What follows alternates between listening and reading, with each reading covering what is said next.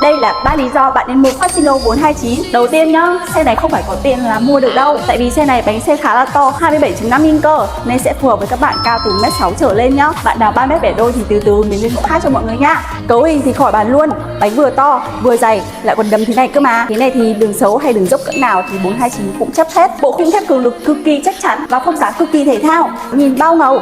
Anh em đạp con này ra đường đảm bảo ai cũng phải ngước nhìn luôn. Bộ chuyển động thì có tới 21 tốc độ, tay để bấm dễ dùng, dễ nhơn kẹo luôn ý.